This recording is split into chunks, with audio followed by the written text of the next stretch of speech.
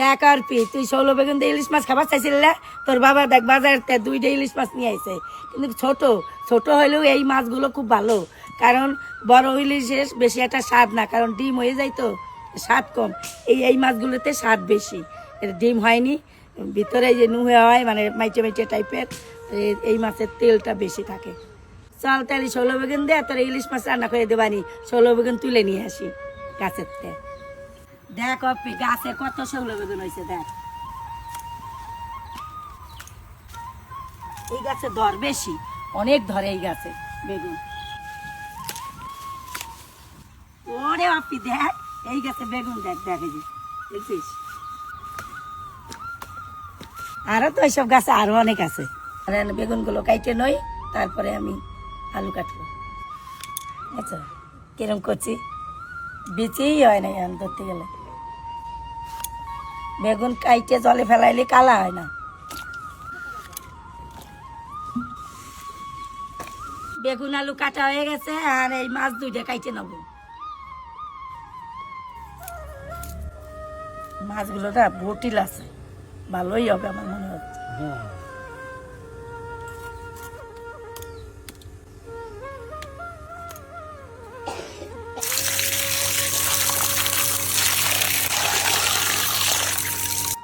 কড়াই বসাই দেবো, অল্প হলুদ দিয়ে মাখাই নেবো।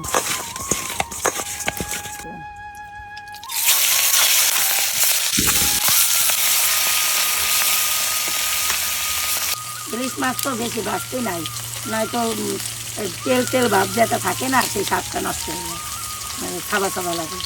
তা হয়ে গেছে বাজার নামাই নি, শুকা ডান ভাইজে নেবো।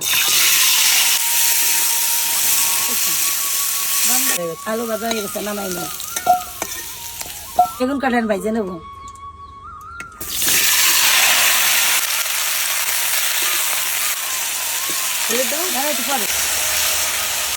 বেগুনটা হালকা ভেজে নিলাম,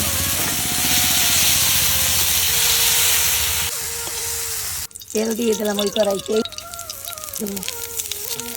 এবার এনতে একটু উঠে রাখবো। ফোড়নের মধ্যে একটু কাঁচা লঙ্কা দিয়ে দেবো, কাঁচা লঙ্কাটা একটু ভাজা ভাজা হবে। আলুটা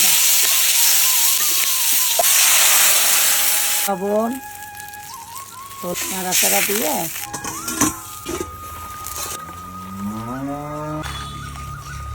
মাছ দিয়ে দিয়েছি, এখন একটু ফুটাইয়ে তারপর বেগুন কাটা দেবো। এবার বেগুন কাটা দিয়ে দেবো। বেগুন একটু পরে দিলাম কেন, নয়তো গাঁটা গাঁটা হয়ে যাবে, এরকম সবুজ থাকবে না, আস্তে আস্তে থাকবে না। বেগুন তো সিদ্ধ হয়ে গেছে, ওই জন্য বেগুন এখন একটু জাল হলেই হয়ে যাবে। বেগুনের তরকারিতে একটু চিনি দিতেই হবে, না ভালো লাগবে না। আর ইলিশ মাছ বেগুনগুলো এরকম সবুজও দেখাবে, আবার বেগুনগুলো গলেও গেছে, কচি বেগুন না, এই যে গলে গেছে। তরকারি যখন ফোড়ন দিয়েছিলাম তখন এই যে কালি জিরে আর জিরে দিয়েছিলাম ফোড়নে, সেই ফোড়ন থেকে জিরে আর কালি জিরে উঠেইয়ে এই বাইটে নামানোর আগে দিচ্ছি। এখন 1 মিনিট মতন ফুটবে, নামাই দেবে।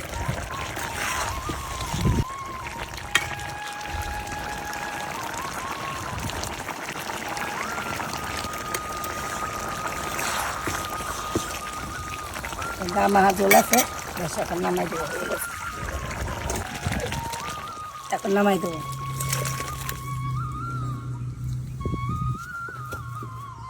দেখো কাঁচা লঙ্কা দিয়ে আর 16 বেগুন দিয়ে রান্না করছি, একবারে গা মাখা ঝোল, ঠিক আছে। বেগুনের তরকারিতেও বেশ ঝোল রাখতে নাই, তাহলে তরকারিতে এমনিতেও ঝোল একটু কম রাখলি সেই তরকারি স্বাদই হয়। হ্যাঁ, আর দেখো রঙের কাঁচা লঙ্কা দিয়েছি, তবু কালারটা কত সুন্দর হয়েছে। উনানের জালের একটা স্বাদই আলাদা, হ্যাঁ। তো উনানে রান্না করলে তরকারির স্বাদ পাল্টে যায় পুরো।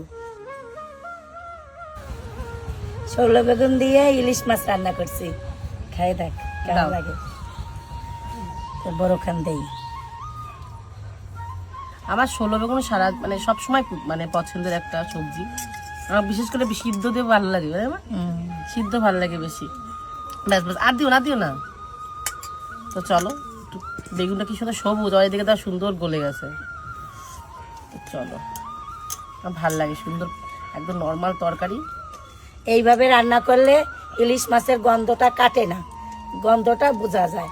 আর যদি অন্য কিছু তোমরা ফোড়নে দাও তাহলে কিন্তু ইলিশ মাছের গন্ধটা তোমরা খাওয়ার সময় পাবে না। তাই এইভাবে রান্না করে খেয়ে কমেন্ট করবে কিন্তু। চলো দেখি এবার একটু খেয়ে দিয়ে কেমন হয়েছে। একটু মাছ নেবো, আর এই ছোট মাছগুলো বেশি স্বাদ লাগে বড় ইলিশের থেকে।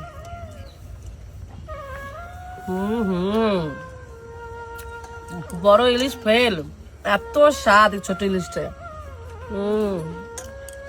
দারুণ হয়েছে মা, সেই স্বাদ।